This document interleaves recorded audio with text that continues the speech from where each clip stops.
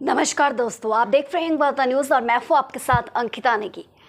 हिमाचल प्रदेश में बड़ी सी बड़ी आपदा आई है और शायद ही ऐसा पहली बार हुआ है। हम पहले भी इसके कई कारण आपको बता चुके हैं कि हिमाचल प्रदेश में जो आपदा आई है उसकी वजह क्या है। खैर, आज हिमाचल प्रदेश के यशस्वी मुख्यमंत्री जो है सिरमौर दौरे पर है। सिरमौर के कई बाढ़ प्रभावित क्षेत्रों का वह दौरा करेंगे, लेकिन बाढ़ प्रभावित क्षेत्रों का दौरा करने से पहले आपको ये भी बता दें कि सिरमौर में बाढ़ आई है और आज 10 से 11 दिन हो चुके हैं और अब सरकार पीड़ितों के घर द्वार तक पहुंच रही है। वाकई में हैरानी कर देने वाली बात यह है।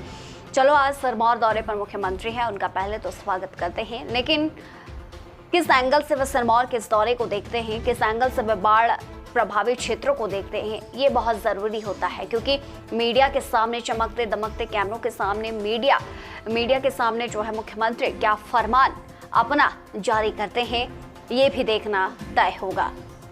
खैर, आपको ये बता दें कि 10 दिन के बाद शायद सरकार बाढ़ पीड़ित परिवारों के पास पहुंच रही है, बाढ़ प्रभावित क्षेत्रों का दौरा कर रही है। और हैरानी की बात तो ये है कि सिरमौर में आपदाएं आ रही है, त्रासदी आई है, आम जनमानस को बहुत बड़ी क्षति इसमें पहुंची है। लेकिन सरकार को इस बात की भनक भी है कि वाकई में इस आपदा का मुख्य कारण क्या है, इस आपदा का मुख्य स्रोत क्या है। लेकिन सरकार अब इसे या तो यूं कहे कि नज़रअंदाज कर रही है, या फिर यूं कहे कि सरकार को मालूम ही नहीं है कि हिमाचल प्रदेश में आपदा की सबसे बड़ी वजह क्या है। सबसे पहले हम शुरुआत दौर से कह रहे हैं कि सिरमौर में, हिमाचल में आपदा का जो मुख्य कारण है वो है इल्लीगल माइनिंग। मतलब अवैध रूप से, चाहे आप लोग अवैध रूप से अवैध माइनिंग को ले ले, चाहे अवैध रूप से आप नदियों के किनारे हो रहे अवैध मकानों को ले ले। जिस तरह से भवन की बड़ी बड़ी इमारतें नदियों के किनारे हो रही हैं, ऐसे में नदियों का तटीयकरण सिकुड़ता चला जाता है और जब नदी अपने उफान पर होती है तो उसको जगह नहीं मिल पाती है। नदियों के बिल्कुल सटीक ऊपर से पुलों का निर्माण करना। फिलहाल हम सिरमौर का ही जिक्र करते हैं क्योंकि हिमाचल में किस तरह की आपदा आई है, किस तरह की त्रासदी आई है, इससे कोई भी अछूता नहीं है। ज़रूरी यह है कि आपदा आई क्यों है। सबसे बड़ा सवाल यह है कि आपदा आई क्यों है, कि आप नेगेटिव न्यूज़ क्यों लगाते हैं, आप सरकार के खिलाफ क्यों बोलते हैं। कई लोग ऐसे हैं जो हमसे ये भी सवाल करते हैं कि आप कांग्रेसियों के प्रति नेगेटिव न्यूज़ क्यों लगाते हैं। अभी सत्ता में कौन है? कांग्रेस। सत्ता से सवाल करना एक पत्रकार का काम होता है, उसका कर्म होता है, उसका कर्तव्य होता है, उसका धर्म होता है। तो शायद आप लोगों को उसका धर्म और उसका कर्तव्य बताने की आवश्यकता नहीं है, लेकिन फिर भी जवाब मैंने आपको दे दिया है। बेतरतीब निर्माण त्रासदी का कारण बन रहा है। सबसे बड़ा कारण आपको बता रहे हैं। नाहन, पांवटा, शिलाई से पूरा सिरमौर लेकर चलते हैं। तो सिरमौर का जिक्र कर रहे हैं। सिरमौर में कौन कौन से एरिया कहां पर हैं, आप इस मानचित्र में देख सकते हैं। अब जिक्र करेंगे बेतरतीब निर्माण। आप सोच रहे होंगे कि सड़कों को 4 लेन बनाया जा रहा है, सड़कों को 2 लेन बनाया जा रहा है, सड़कों का चौड़ीकरण हो रहा है, लेकिन विकास है तो विनाश तो होगा ही, और उस विनाश का भुगतान आपको करना पड़ेगा। क्योंकि प्रकृति जो हमें दे रही है, हम उसमें संतुष्ट क्यों नहीं है। सवाल ये है कि हम उसमें संतुष्ट क्यों नहीं है, क्योंकि हम लोग प्रकृति की गोद में रहते हैं। मानव ये क्यों भूल जाता है बारंबार, लेकिन फिर भी याद दिलाना चाह रहे हैं कि हम लोगों को प्रकृति ने जो दिया है कम से कम उसमें तो संतुष्ट रहिए। लेकिन मानव कहाँ संतुष्ट है। मानव ने अवैध निर्माण करने शुरू कर दिए हैं, चाहे वो नदियों के किनारे अवैध निर्माण हो, भवनों का निर्माण करना शुरू कर दिया है। पांवटा साहिब से लेकर सिरमौर, शिलाई तक देखा जाए तो सड़कों के किनारे लोगों ने अपने जो है घर बना दिए हैं।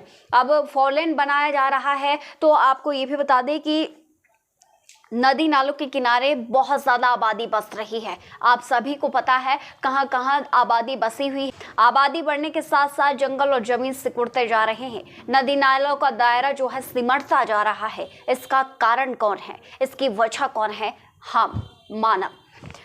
पहली बात, इसे प्राकृतिक आपदा हम नहीं कहेंगे, क्योंकि ये मानव निर्मित आपदा है। मानव ने इसका निर्माण किया है, ये मानव निर्मित आपदा है। प्रकृति से छेड़छाड़ मानव ने की है।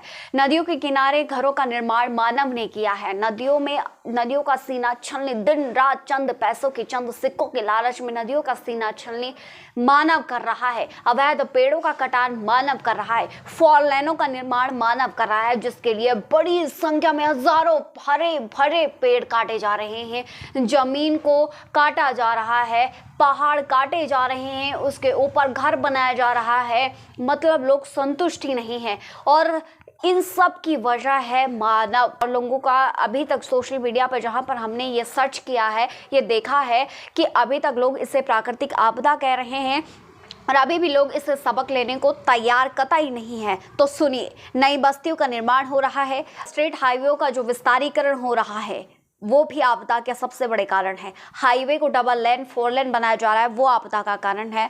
शहरी क्षेत्रों में भवन निर्माण, पहले मानव ने 1 मंजिला भवन निर्माण किया, 2 मंजिला किया और अब बहुमंजिला भवन निर्माण कर दिया। पांवटा साहिब से नाहन तक का हम रुख करते हैं तो बहुमंजिला भवनों का निर्माण किया हुआ है, जिसकी वजह एक सबसे बड़ा कारण ये भी है कि पहाड़ों को खोदकर, पहाड़ों को काटकर भवनों का निर्माण करना।